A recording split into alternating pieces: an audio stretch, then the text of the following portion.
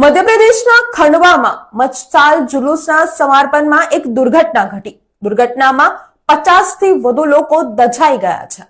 જી હા દર્શક મિત્રો, મધ્યપ્રદેશના ખંડવામાં મશાલ જુલુસના સમાપન સમારોહમાં આ દુર્ઘટના ઘટી હતી। મશાલ મુક્તિ વખતે અમુક મશાલ ઊંધી થઈ ગઈ હતી અને ત્યારબાદ આગ ભડકી ગઈ હતી। દુર્ઘટનામાં 50 થી વધુ લોકો સળગી ગયા અને તેમને સારવાર માટે હોસ્પિટલ ખાતે ખસેડવામાં આવ્યા છે। જુલુસમાં 1000 થી વધુ મશાલો હતી, તેમાંથી 200 મશાલો સળગાવવામાં આવી હતી। મશાલમાં લાકડાનો વહેર અને કપૂરનો ભુક્કો હતો, જેનાથી આગ વધુ ભડકી હતી।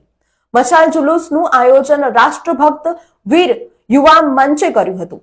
આતંકવાદ વિરુદ્ધ આયોજિત થયેલા કાર્યક્રમમાં તેલંગાનાના ભાજપના નેતા ટી રાજા અને પશ્ચિમ બંગાળ ભાજપ પ્રવક્તા નાઝિયા ખાન સામેલ થયા હતા।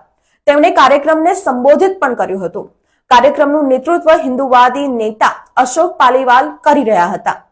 સમાપન દરમિયાન દુર્ઘટના ઘટી હતી। દુર્ઘટના બાદ ત્યાં હાજર લોકોમાં દોડભાડ મચી ગઈ હતી અને દોડભાગમાં અનેક લોકો ઈજાગ્રસ્ત પણ થયા છે। હાલ પ્રાપ્ત થતી માહિતી અનુસાર 50 થી વધુ લોકો દઝાઈ ગયા છે, તેમને સારવાર માટે હોસ્પિટલ ખાતે ખસેડવામાં આવ્યા છે।